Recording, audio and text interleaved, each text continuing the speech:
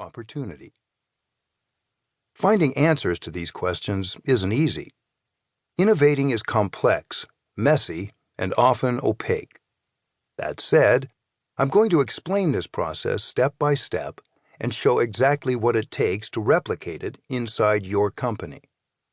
I'll make clear how you can take these lessons and apply them to any established organization, from startups and family-owned businesses to multinational corporations.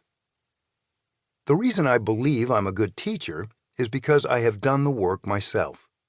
I co-founded 3 different venture-funded startups. I've been in the trenches struggling to find the right path for my companies. I know how hard it can be. I witnessed the rise and collapse of the dot-com bubble. I lived through the 2008 financial crisis. I rode several of the biggest tech waves, and I've taken all my experience, successes, and travails and used them as the foundation for my teaching. I've also worked for large public companies, including InfoSpace and Sega, coached managers from multinationals like IBM, Fujitsu, and Huawei, and helped numerous family-owned companies across Asia. Because of my diverse background, I'm able to look at innovation from both the perspective of a bootstrapped entrepreneur and a corporate executive. In this book, I approach innovation from both points of view. I show how innovation works in startups as well as in some of the world's largest conglomerates. So what is Founderspace? Founderspace is an incubator and accelerator for startup companies. Most people don't understand exactly what incubators and accelerators do, so I will explain.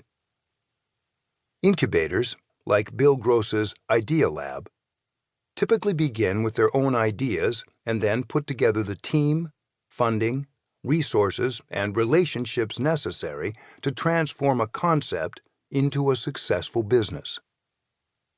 Accelerators don't form companies. Instead, they recruit already existing companies which are at an early stage in their development and provide them with the mentoring, resources, relationships, training, and funding necessary to accelerate their growth. How did I get started forming my own incubator and accelerator? 5 years ago, after I'd finished my 3rd venture-funded startup, I was taking a break. At this time, many of my friends were launching their own startups in Silicon Valley, and they came to me for assistance. "Steve, you have to help me," my friends would say. "How do I get funded? How do you put together a business plan? Who should I have on my board of advisors?" I was happy to answer their questions on fundraising, product development, design, and go-to-market strategy. After a couple months of this, I realized that most entrepreneurs have the same questions, so I posted answers to those questions on my blog.